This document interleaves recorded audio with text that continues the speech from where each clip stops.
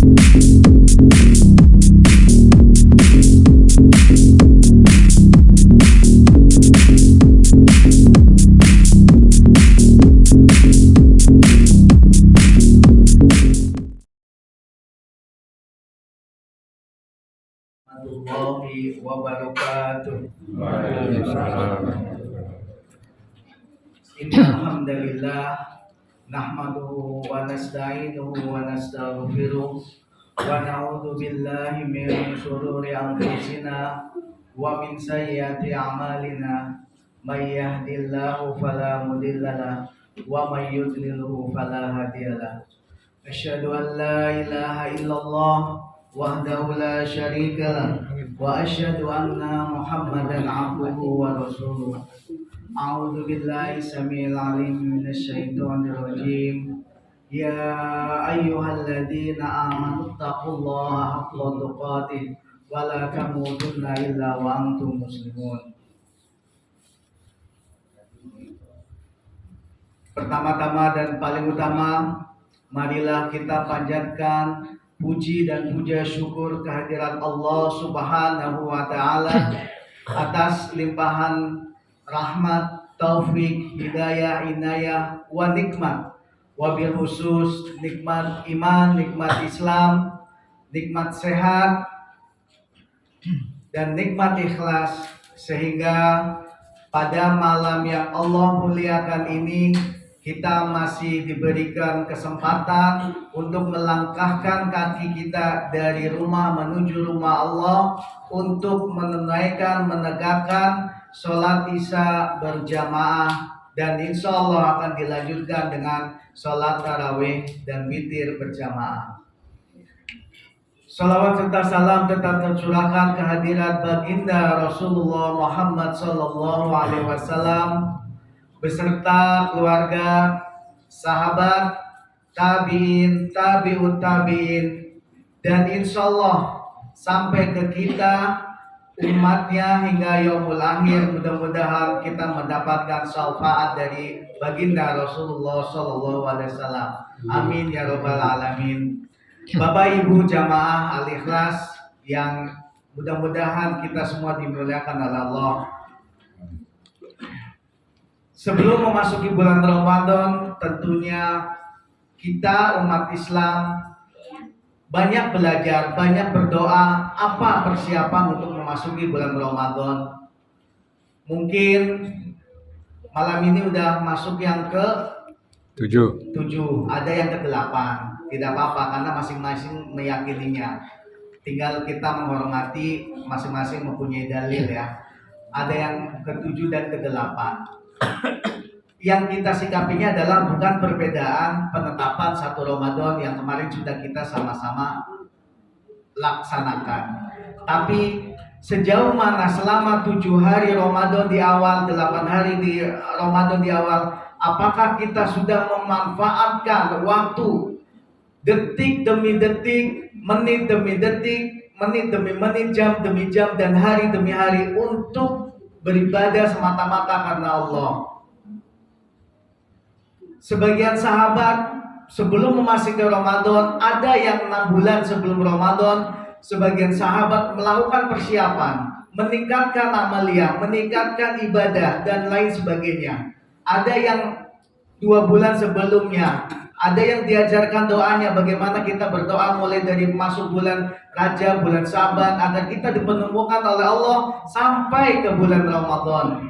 Alhamdulillah, kita sampai malam ini masih diberikan kesempatan untuk beribadah dan menjalankan ibadah saum Ramadan, ibadah sunnah lainnya.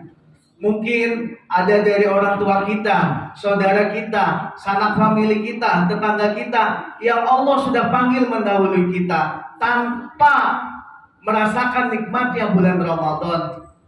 Bapak Ibu jamaah Al-Ikhlas yang Allah muliakan, untuk itu kita kembali lagi ke esensi dari ibadah bulan Ramadan.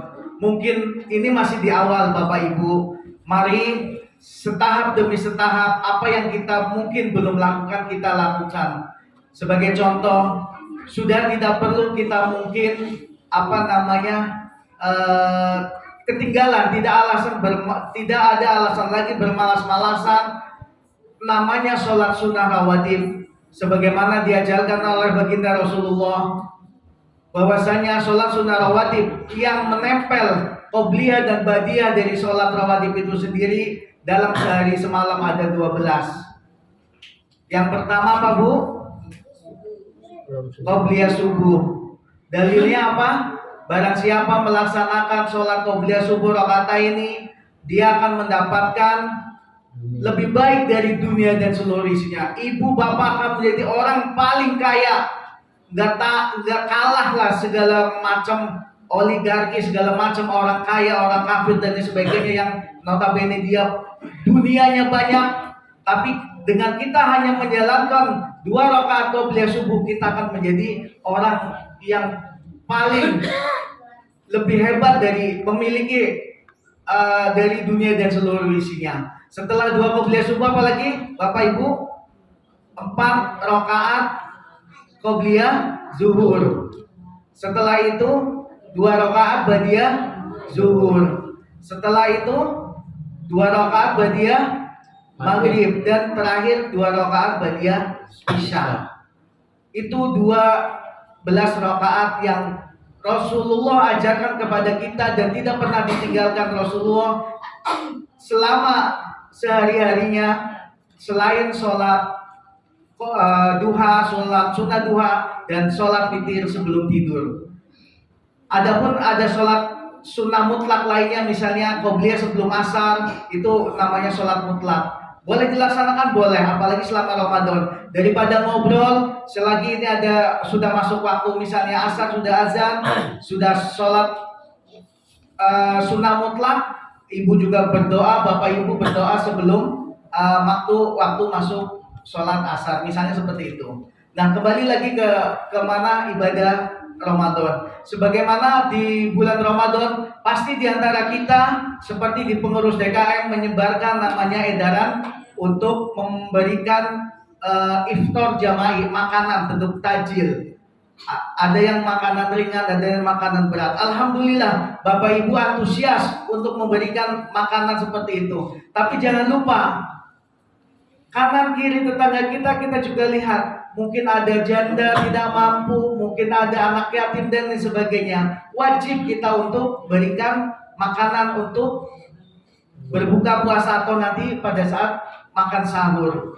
Jadi Bapak Ibu, dalilnya apa? Supaya kita berlomba-lomba memberikan infak selama bulan Ramadan, yaitu dalilnya sebagaimana riwayat hadis At-Tirmizi, barang siapa memberikan makan orang yang berbuka puasa, maka dia akan mendapatkan pahala seperti orang yang berpuasa itu tanpa mengurangi pahalanya. Masya Allah Bu, Ibu Bapak coba perhatikan, kita berpuasa nih hari ini, kita memberi makan kepada orang berpuasa untuk berbuka, pahalanya mereka dia dapat tanpa mengurangi pahalanya. Kalau ibu memberikan 1 orang, berarti kita hari itu dapat 2 pahala. Kalau ibu memberikan 10 orang, berarti 10 plus 1 dengan kita. Walaupun itu matematika bukan matematika manusia, itu matematika Allah. Itu hanya agar kita berlomba-lomba untuk memberikan yang terbaik selama bulan Ramadan.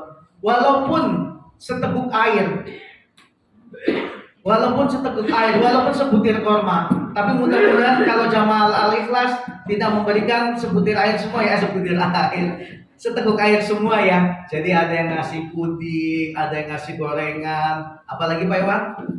Lontong. Terus apa lagi yang paling disenangi Bapak-bapak?